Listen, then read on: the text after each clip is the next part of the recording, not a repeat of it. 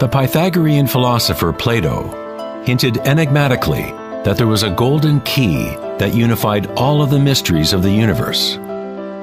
It is this golden key that we will return to time and again throughout our exploration. The golden key is the intelligence of the Logos, the source of the primordial Om. One could say that it is the mind of God. With our limited senses, we are observing only the outer manifestation of the hidden mechanics of self-similarity. The source of this divine symmetry is the greatest mystery of our existence. Many of history's monumental thinkers, such as Pythagoras, Kepler, Leonardo da Vinci, Tesla, and Einstein, have come to the threshold of the mystery. Einstein said, "The most beautiful thing we can experience is the mysterious. It is the source of all true art and science. He to whom this emotion is a stranger, who can no longer pause to wonder and stand wrapped in awe, is as good as dead. His eyes are closed." We are in the position of a little child entering a huge library filled with books in many different languages. The child knows someone must have written those books. It does not know how. It does not understand the languages in which they are written. The child dimly suspects a mysterious order in the arrangement of the books, but doesn't know what it is. That, it seems to me, is the attitude of even the most intelligent human being toward God. We see a universe marvelously arranged and obeying certain laws. Our limited minds cannot grasp the mysterious force that moves the constellations. Every scientist who looks deeply into the universe, and every mystic who looks deeply within the self, eventually comes face to face with the same thing: the primordial spiral.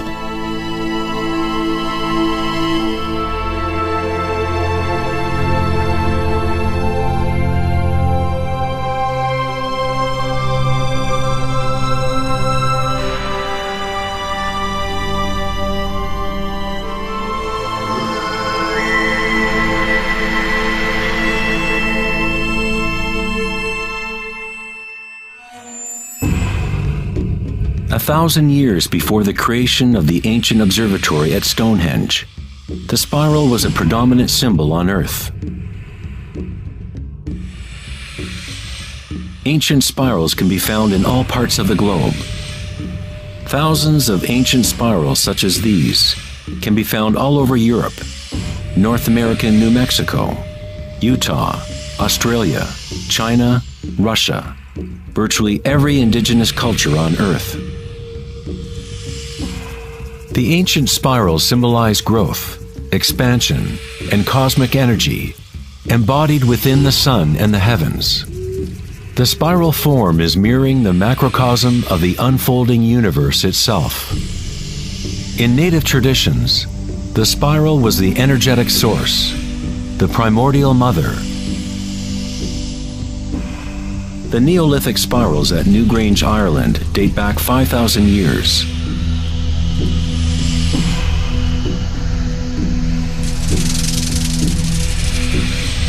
They are 500 years older than the Great Pyramid of Giza, and they are just as enigmatic to modern observers. The spiral goes back to a time in history when humans were more connected to the Earth, to the cycles and spirals of nature, a time when humans were less identified with thoughts. The spiral is what we perceive to be the torque of the universe.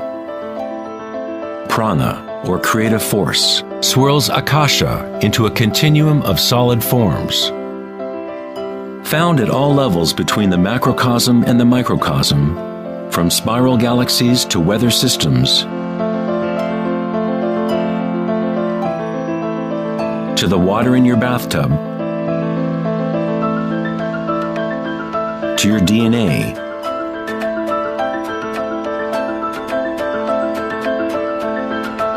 to the direct experience of your own energy. The primordial spiral is not an idea, but rather that which makes all conditions and ideas possible.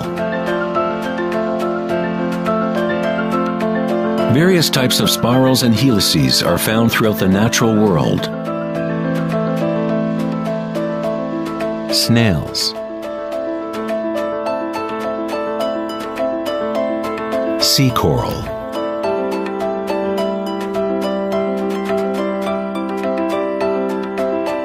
spiderwebs,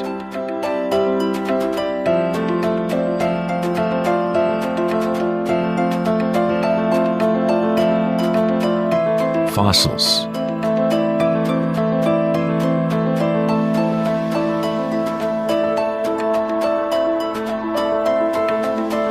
seahorses' tails,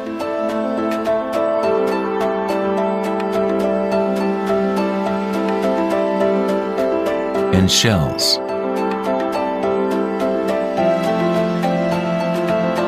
Many spirals appearing in nature are observable as logarithmic spirals, or growth spirals. As you move out from the center, the spiral sections get exponentially larger. Like Indra's net of jewels, logarithmic spirals are self-similar, or holographic, such that the characteristics of every part are reflected in the whole. 2,400 years ago in ancient Greece, Plato considered continuous geometric proportion to be the most profound cosmic bond. The golden ratio, or divine proportion, was nature's greatest secret. The golden ratio can be expressed as the ratio of A plus B to A is the same as the ratio of A to B. To Plato, the world's soul binds together into one harmonic resonance. The same pentagonal pattern that exists in a starfish or in a slice of okra can be seen in the path of the planet Venus, traced in the night sky over an 8-year period.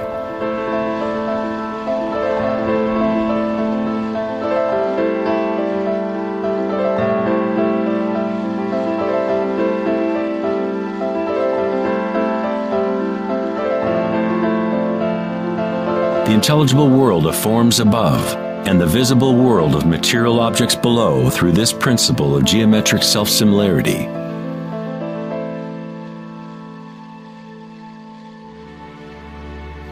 From the self-similar spiral patterns of the Romanesco broccoli to the arms of galaxies, logarithmic spirals are a ubiquitous and archetypal pattern.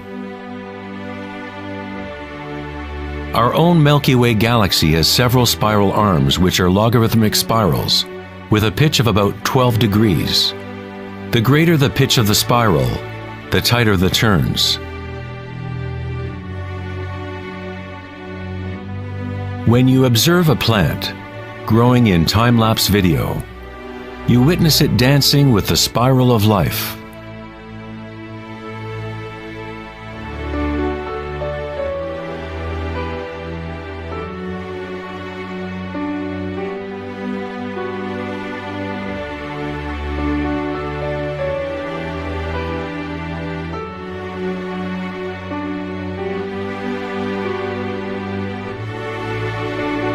A golden spiral is a logarithmic spiral that grows outward by a factor of the golden ratio. The golden ratio is a special mathematical relationship that pops up over and over in nature. The pattern that is observable follows what is called the Fibonacci series, or Fibonacci sequence. The Fibonacci series unfolds such that each number is the sum of the previous two numbers. The German mathematician and astronomer Kepler discovered that self-similar spiral patterns are observable in the way leaves are arranged on stems of plants, or in the floret and petal arrangements of flowers. Leonardo da Vinci observed that the spacing of leaves was often in spiral patterns. These patterns are called phyllotaxis patterns, or leaf arrangement patterns.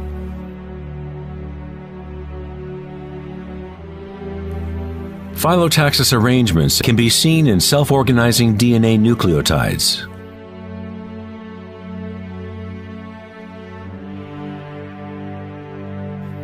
And in everything from the family trees of reproducing rabbits to pine cones, cacti, to snowflakes, and in simple organisms such as diatoms. Diatoms are one of the most common types of phytoplankton, single-celled organisms that provide food for countless species throughout the food chain.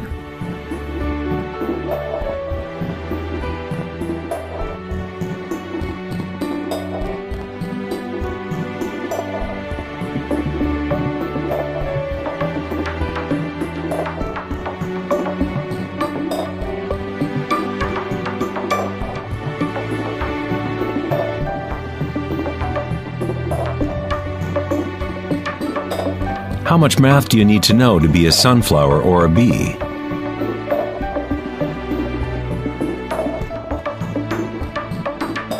Nature doesn't consult the physics department to grow broccoli. The structuring in nature happens automatically. Scientists in the field of nanotechnology use the term self-assembly to describe the way complexes are formed, such as in the initial hexagonal phase of DNA formation. In nanotechnology engineering, carbon nanotubes are comprised of a similar arrangement of materials. Nature does this type of geometry over and over, effortlessly, automatically, without a calculator. Nature is precise and extremely efficient. According to the famous architect and author Buckminster Fuller, these patterns are a function of time-space. DNA and honeycomb are the shape that they are for the same reason a bubble is round. It is the most efficient shape, requiring the least amount of energy. Space itself has shape, and allows only certain configurations for matter, always defaulting to what is most efficient. These patterns are the strongest and most efficient way to build architectural structures, such as geodesic domes.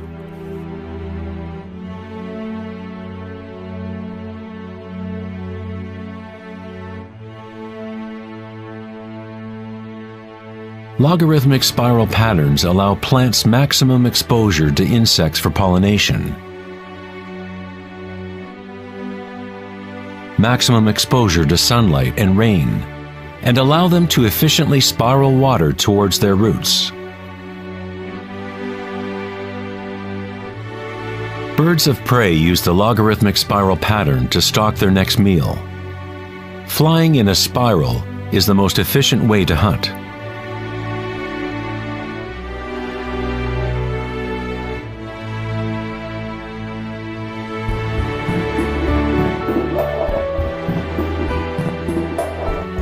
One's ability to see the spiral of life dancing akasha into material form is related to one's ability to see beauty and symmetry in nature.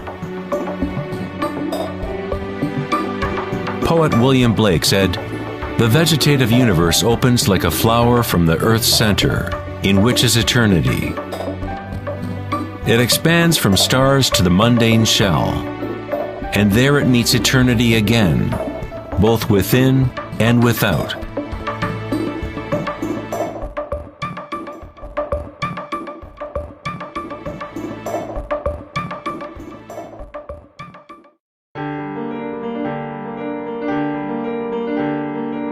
The study of patterns in nature is not something that is very familiar in the West. But in ancient China, this science was known as Li. Li reflects the dynamic order and pattern in nature.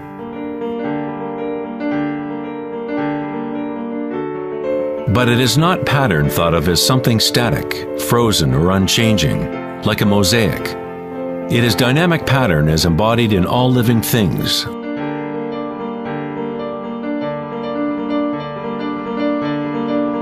The arteries of leaves, the markings of the tortoise and the vein patterns on rocks are all expressions of nature's secret language in art. The labyrinth is one of many Li patterns. It is found in coral structures, mushrooms like the morel, cabbages, and in the human brain.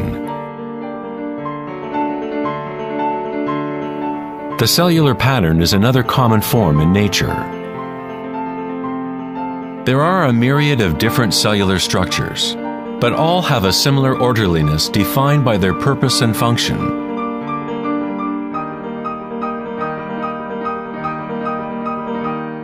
It is easy to be mesmerized with the constant play of forms. But what is most interesting is that certain archetypal forms seem to be woven into the fabric of nature at all.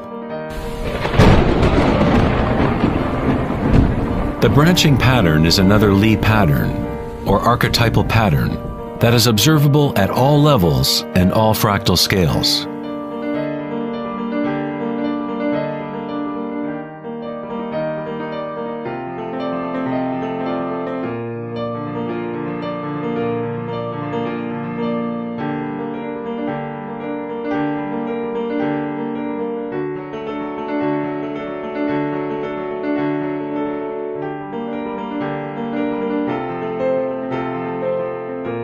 Take, for example, this incredible image of a supercomputer simulation known as the Millennium Run, showing the distribution of dark matter in the local universe.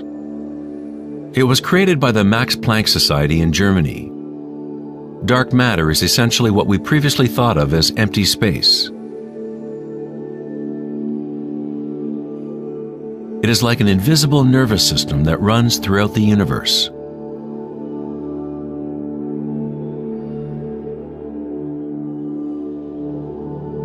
The universe is literally like a giant brain. It is constantly thinking, using a type of dark or hidden energy that science is only starting to understand. Through this immense network, unfathomable energy moves, providing the momentum for the expansion and growth of the universe.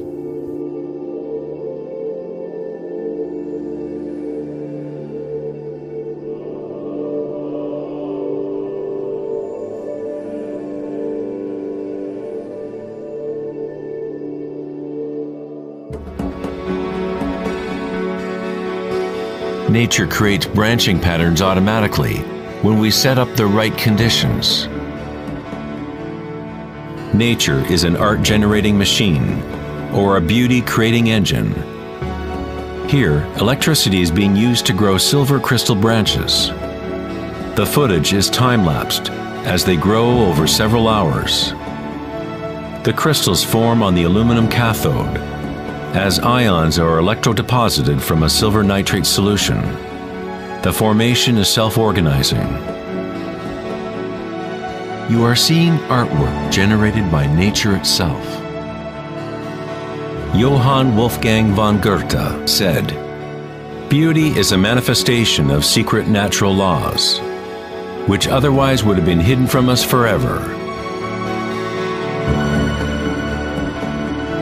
In this sense, everything in nature is alive, self-organizing. When higher voltage is used, the fractal branching becomes even more obvious. This is happening in real time.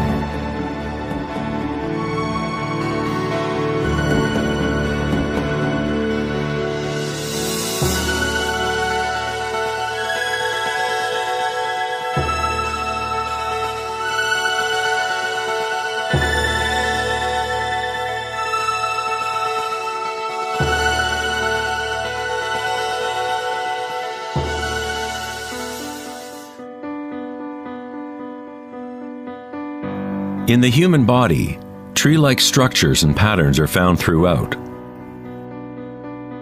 There are, of course, the nervous systems that Western medicine knows about. But in Chinese, Ayurvedic, and Tibetan medicine, the energy meridians are a central component to understanding how the body functions.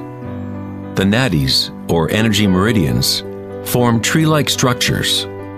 A post-mortem examination will not reveal the chakras or the nadis. But that does not mean they do not exist. You need to refine your tool that you use to look.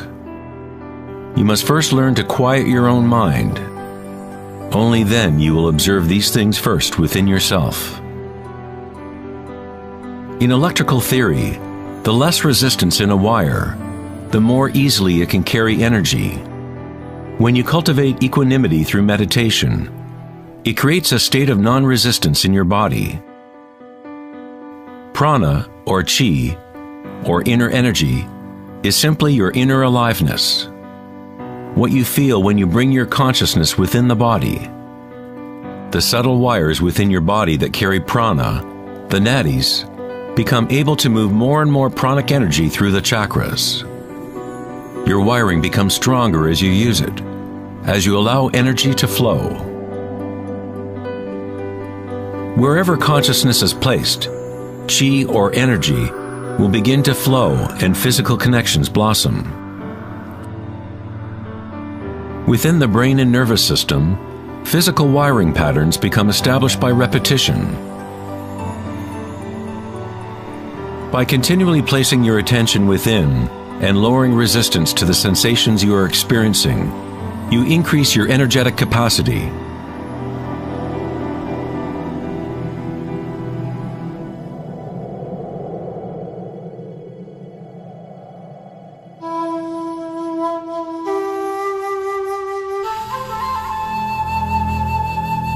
In Taoism, the yin-yang symbol represents the interpenetration of the spiral forces of nature. The yin-yang is not two and not one. The ancient concept of the hara is represented by a yin-yang, or spiral swirl. It is the power center located in the belly below the navel. Hara means literally sea or ocean of energy. In China, the hara is called the lower dantian.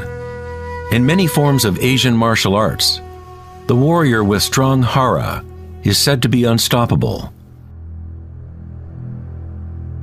In the samurai tradition, one form of ritual suicide, or seppuku, was harakiri, was often mispronounced as harikiri. It means to impale one's hara, thereby cutting off one's chi or energy channel.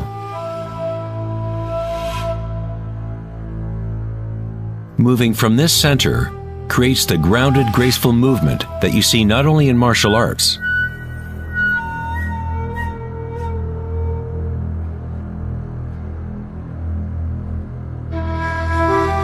but in great golfers, belly dancers,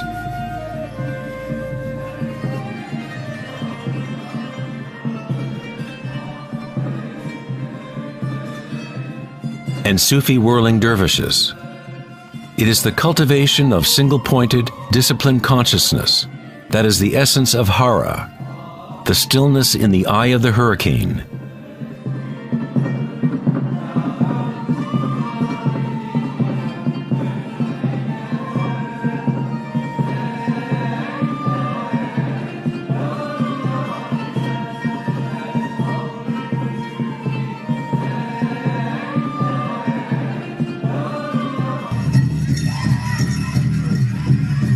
It is the gut instinct in connection to one's energy source.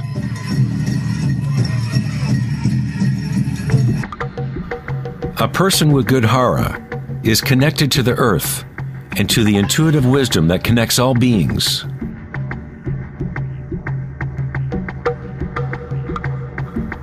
To think with your belly, hara dekanganase, is to tap into your inner wisdom.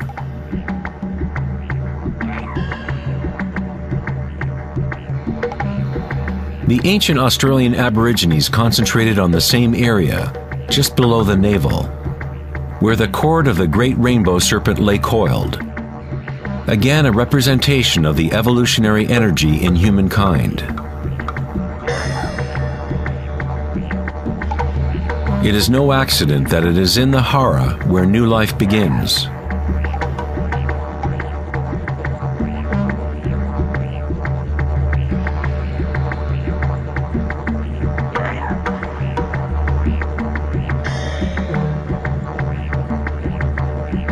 The enteric nervous system, sometimes referred to as the gut brain, is capable of maintaining a complex matrix of connections similar to the brain and the head, with its own neurons and neurotransmitters. It can act autonomously, that is, with its own intelligence. You could say that the gut brain is a fractal version of the head brain, or perhaps the head brain is a fractal version of the gut brain. A healthy bear has strong hara. When a bear knows where to forage for herbs, it follows the movement of qi through its senses, centered in the hara or belly. This is the bear's connection to the dream lodge, the place in native traditions where all knowledge comes from, to the spiral of life.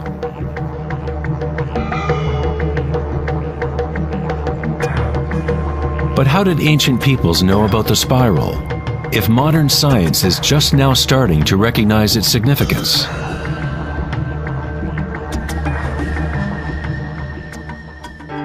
Ask the bees, for they have not forgotten how to love.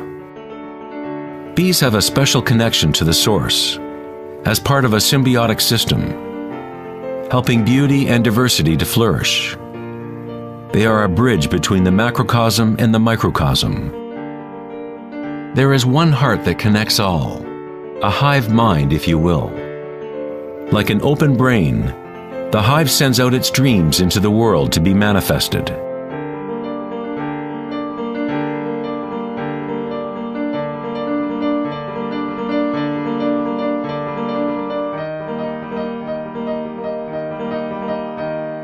In nature, many creatures know how to act in unison, to move with one spirit, one direction.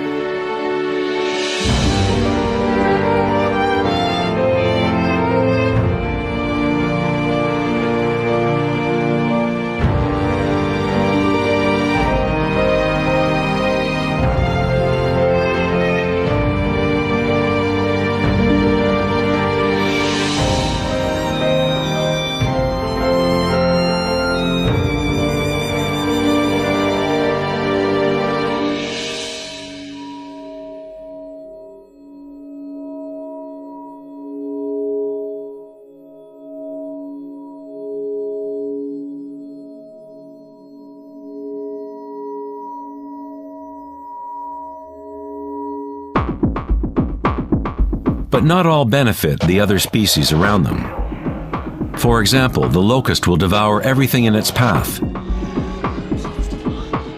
A locust has no choice but to act like a locust. It will never make honey or pollinate plants the way a bee does. A locust's behavior is rigid, but a human is unique in that we can act like a bee or we can act like a locust. We are free to change and manipulate the patterns of how we interact with the world. We can exist symbiotically or as a parasite.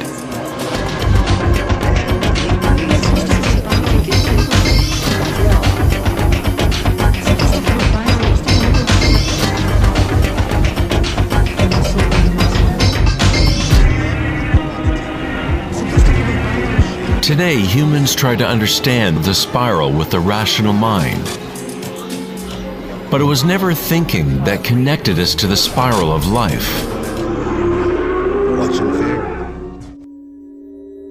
We have always been connected.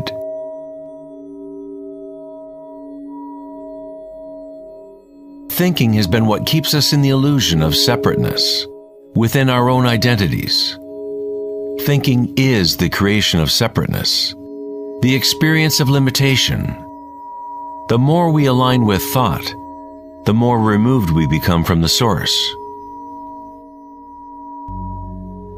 Ancient cultures that were less thought-oriented aligned themselves with the spiral in a more direct and personal way than we do today.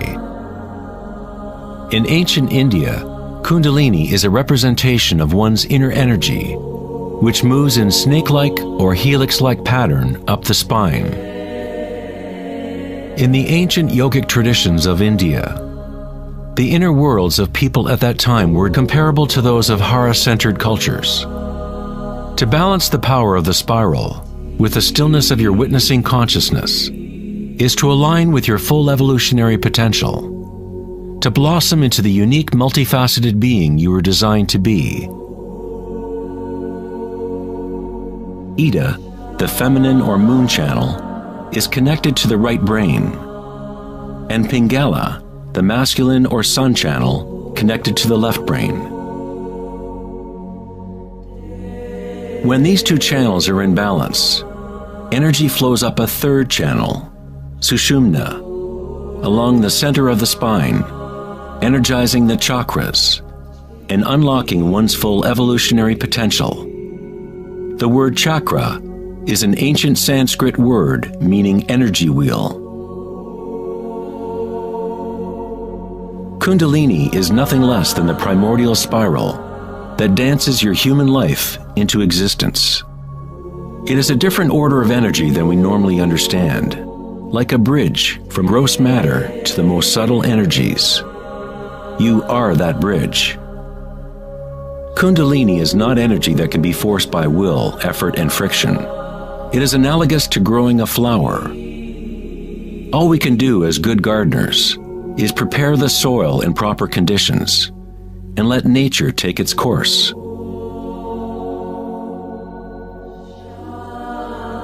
If you force a flower to open prematurely, you will destroy it. It grows with its own intelligence, with its own self-organizing direction. The egoic mind, which fixates on the outer world, is what keeps you from experiencing your true inner vibratory nature. When consciousness is turned within, it becomes like the sun's rays, and the lotus within begins to grow. As Kundalini awakens within oneself, one begins to see the signature of the spiral in all things, in all patterns within and without. This spiral is the link between our inner worlds and our outer worlds.